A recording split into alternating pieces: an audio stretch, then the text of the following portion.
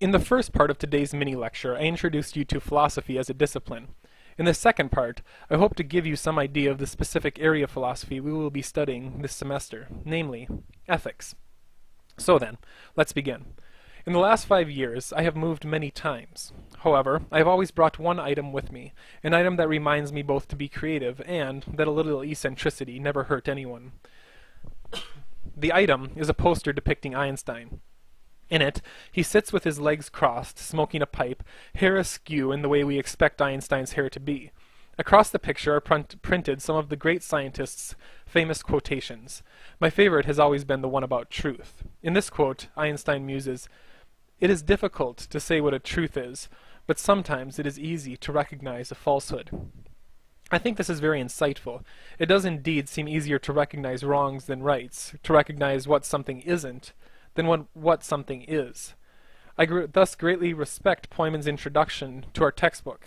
Indeed, Poiman here defines ethics not in positive terms, but rather in negative ones. He introduces us to ethics by showing us what it is not. In doing so, I feel like he gives us a far better idea of the subject than if he had simply defined it. I'm not going to go back over Poiman's introduction here. I have instead posted a rather detailed outline of it on today's PowerPoint. In this lecture, then, I'm going to offer you another approach to ethics, another way of understanding what it is, by walking you through what it isn't. Namely, I hope to offer you a brief outline of the various branches of philosophy, the branches of logic, epistemology, metaphysics, and finally ethics, with the hope that by understanding these other areas' main concerns, you will get a better idea of what ethics is and is not concerned about. First of all, then, logic.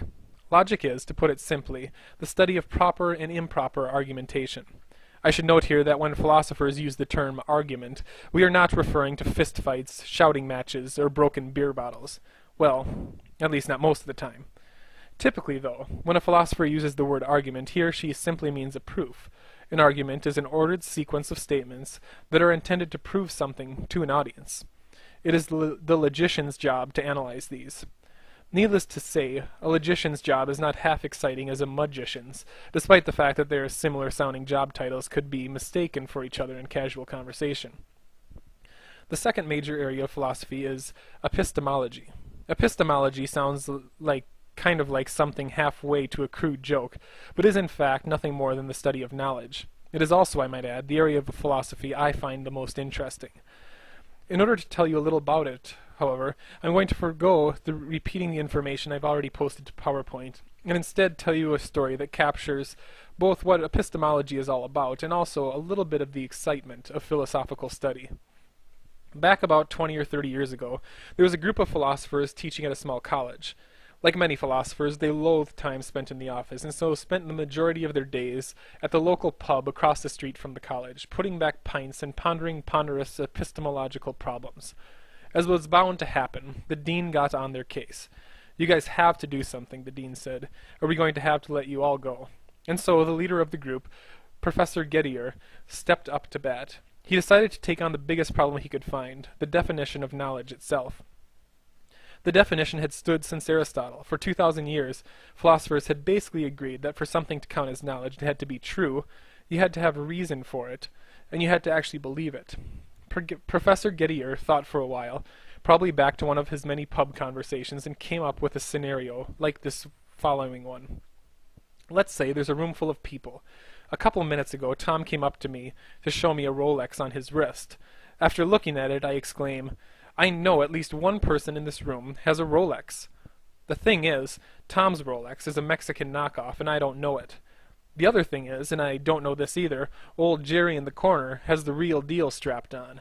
So, Gettier continues, in this situation, my claim that one person in the room has a Rolex is perfectly true. I completely believe it, and I have good reason for believing it. But, given all the facts, it seems like you wouldn't want to say, "I know that someone in the room has a Rolex." Gettier's paper was only 2.5 pages long. It succeeded in both securing his job and destroying 2,000 years of epistemology. Philosophers have yet to recover from the blow. Moving on then to the third major area of philosophy, metaphysics. If you know your prefixes, you can guess the topic of this field. Meta simply means above, or perhaps more accurately, beyond. Metaphysics is thus the study of that which is beyond the physical world. By this, I don't mean that metaphysicians are like philosophical ghost hunters. Rather, metaphysicians study that which the study of the physical world presupposes, the questions that must be assumed to be answered before the physicists and biologists even begin working. Thus, metaphysicians ask questions like, why is the universe ordered in such a way that it can be studied? Why is there something to be studied in the first place? And is there some sort of God at the center of it all, or just chaos? In short, metaphysicians ask questions of the sort you do not have to be a hippie to describe as far out. Which brings us at long last to ethics. Having differentiated it from logic, epistemology, and metaphysics, we can see that ethics is not primarily concerned with the form of argumentation, the structures of knowledge, or the big questions about the universe. Rather, as Poyman puts it, it is concerned with what we ought to be, rather than whether what ought to be, rather than that what is.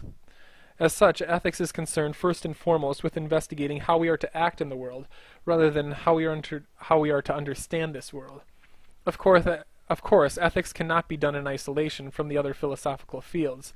It needs logic to structure its arguments.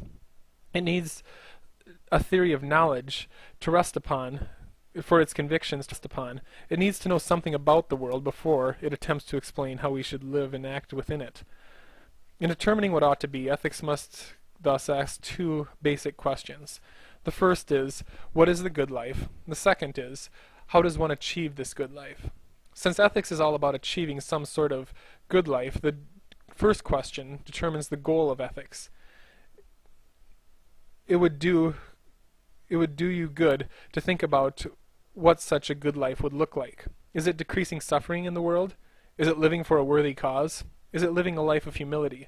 Or is it potentially closer to 50 cents imperative to get rich or die trying? The philosophers we will look at this semester will all offer a different answer. You should come up with one as well. The second question ethics asks to determine what ought to be. The question, how does one achieve the good life, asks how one achieves the goal determined by the first question.